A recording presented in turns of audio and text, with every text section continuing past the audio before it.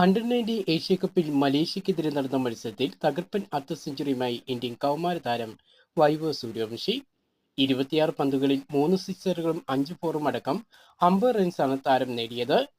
കഴിഞ്ഞ മത്സരത്തിൽ പാകിസ്ഥാനെതിരെ ബാറ്റിംഗിൽ തിളങ്ങാതെ പോയ വൈഭവ് മലേഷ്യക്കെതിരെ മടങ്ങിയെത്തി. മത്സരത്തിൽ ഇന്ത്യൻ കൗമാരപ്പട 315 റൺസിന്റെ കുറ്റൻ വിജയമാണ് നേടിയത്. ആദ്യം ബാറ്റ് ചെയ്ത ഇന്ത്യ അടിച്ചുകൂട്ടിയത് 7 വിക്കറ്റ് നഷ്ടത്തിൽ 408 റൺസായിരുന്നു. പുറത്താകാതെ ഇന്ത്യൻ വിക്കറ്റ് കീപ്പർ ബാറ്റർ അഫ്ജാൻ കുണ്ടുവിന്റെ ഇരട്ട സെഞ്ചുറിക്കൊപ്പം വേദാന്ത് ത്രിവേദിയും വൈഭവ് സൂര്യവംശിയുടെ അർദ്ധ സെഞ്ചുറി കൂടി ആയതോടെ ഇന്ത്യ മലേഷ്യക്കെതിരെ 400 കടക്കുകയായിരുന്നു. 9 സിക്സറുകളും 17 ഫോറും അടക്കം കുണ്ടു 125 പന്തുകളിൽ 209 റൺസ് നേടിയപ്പോൾ ത്രിവേദി 7 ബൗണ്ടറികളുടെ അകമ്പടിയോടെ 90 റൺസ് നേടി പുറത്തായി.